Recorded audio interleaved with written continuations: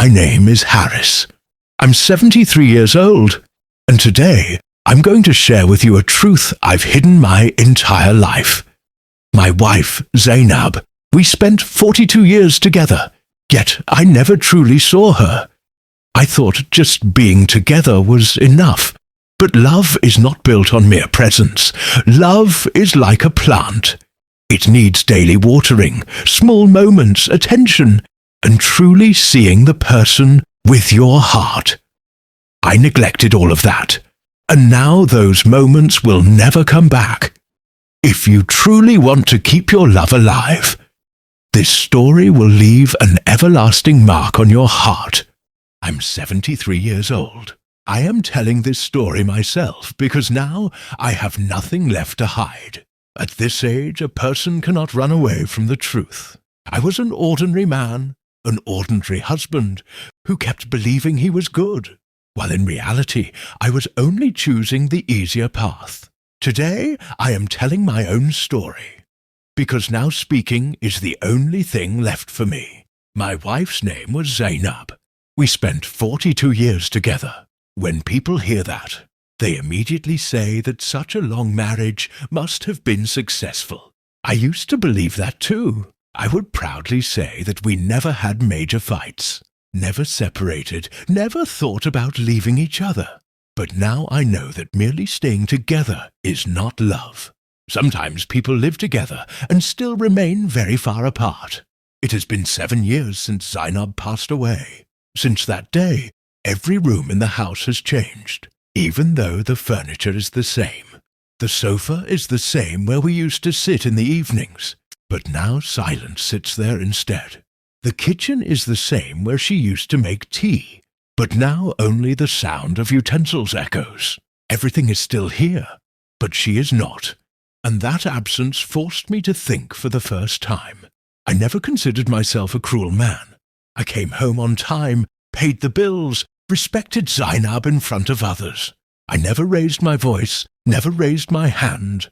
I thought all of that was enough. What I failed to understand was that love is not just about avoiding harm. It is about giving attention. I understood this far too late. Zainab was a quiet woman by nature. She did not make many demands. If I was busy, she would wait. If I was tired, she would shrink herself.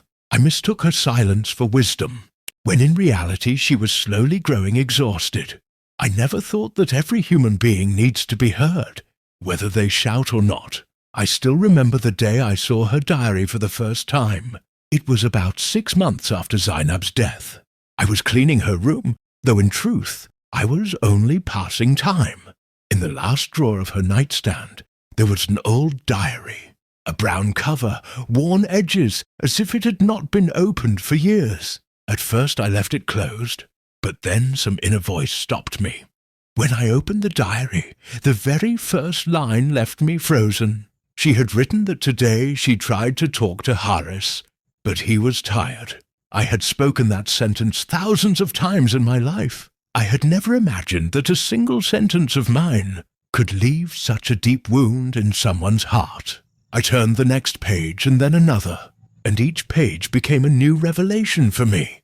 There was no noise in the diary, no accusations, just small everyday moments that I had never noticed. She wrote that she wanted to sit with me and talk, but I was watching television. She wrote that she cooked something special for me, but I ate it in a hurry. Reading all this, I realized that I had merely passed through life. I had not truly lived it. In one place, she wrote that she liked going for walks with me, because there she felt that I belonged only to her. I closed my eyes after reading that line, because I remembered how many times I had rejected that wish. I always said it was pointless, that it wasted time, that I was tired. I never realized that time was actually our time. As I read the diary, I kept feeling that Zainab had never asked for too much. She only wanted me to be present, not just physically, but with my heart. Yet I was always somewhere else, sometimes in work, sometimes in my phone, sometimes lost in my own thoughts. Even while sitting in front of her, I left her alone. On one page, She wrote that sometimes she feels like she is talking to a wall. My hands started shaking when I read that. I'd never thought of myself as a wall, but maybe I was. I was hearing but not listening. I was seeing but not understanding. This difference was taught to me by that diary. When I closed the diary, it felt as if someone had lifted the curtain inside me. For the first time, I looked at myself honestly. I was not a bad man, but I was a careless husband. I had assumed love was something secure, something that would always remain the same.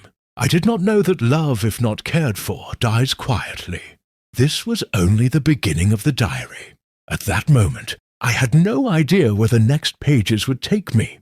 I did not know that I was about to learn a truth about myself that I had been running from for years. I only realized this much, that before leaving me, Zainab had tried every possible way to reach me, and every time I had looked away. From the very beginning of the diary, I had glimpsed myself. But now the true reality was unfolding. The next pages revealed the moments where Zainab had, in her silence, written down her emotions, her desires, and her disappointments. Every word felt like a dagger piercing my heart, and every sentence left a mark on my conscience. I had never imagined that my wife, who always smiled, had felt so alone in the intensity of her heart. On the next pages of the diary she wrote, "Today I felt that Harris isn't really seeing me. He is present, yet apart from my world. I tried to hold his hand, tried to talk, but he was tired or perhaps lost in his own world. I went quiet too. Sometimes silence hurts like a scream, but I did not say it." Reading that made my heart pound. I had never truly seen her. I had never felt that. I always assumed that our marriage was good, because we didn't fight. But now it was clear to me that the absence of conflict is not proof of love. The line of silence had slowly pulled our lives apart.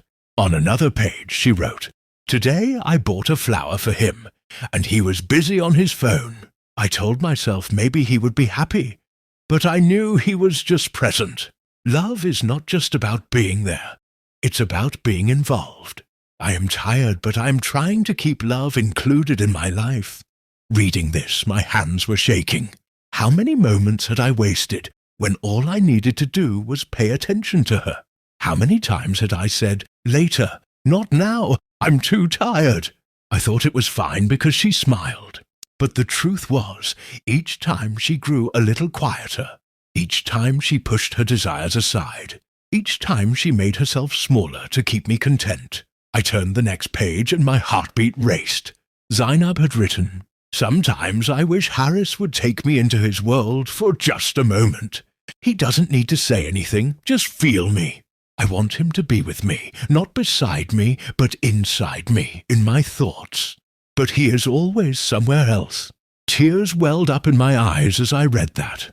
Even while being in front of her, I had never truly seen my wife. I had always believed that just being together was enough, but it wasn't. Love requires time, attention, and involvement. I had tried to do these things later, but later never came. In another part of the diary she wrote, "I have always hidden my dreams. I never said I wanted to go to school or take those small trips that brought us closer. I always prioritized Harris's ease and comfort because I thought he was happy. I did not realize that my quiet desires were important too." Reading this, I asked myself, how many of her dreams did I crush? How many of her intentions did I ignore? Each time I chose the easy path. I thought that the big things, house, money, security, were all that mattered for love. But those small moments, the little decisions that drew us closer, I had ignored. And now those moments could never return. The last part of the diary was the most heart-wrenching. She wrote, "If Harris reads this diary, I want him not to blame himself. He didn't distance himself from me intentionally.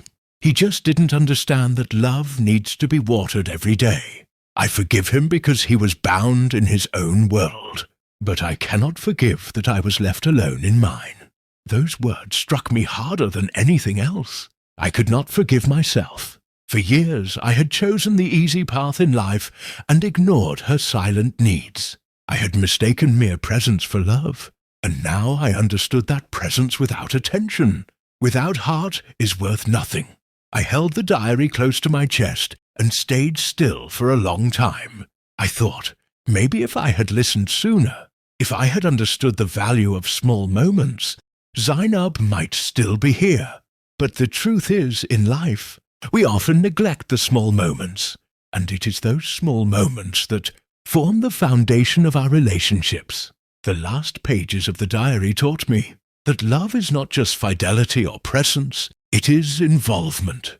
It teaches us to value every small moment, to cherish every tiny gesture, to make our partner feel important every single day. Zainab, through her diary, taught me this lesson, and now I understand it as the greatest truth of my life. I now open that diary every day, read it, and remind myself that every moment is precious. I am alone now, but I hope that my story will serve as a lesson for someone else. Maybe someone will sit with their partner today, appreciate the small moments, and ensure that those small moments are never lost. This diary, Zainab's love, and her silent cries are now my responsibility to keep alive and share with others. If you found this story meaningful, please like the video and subscribe to the channel. Thanks for watching.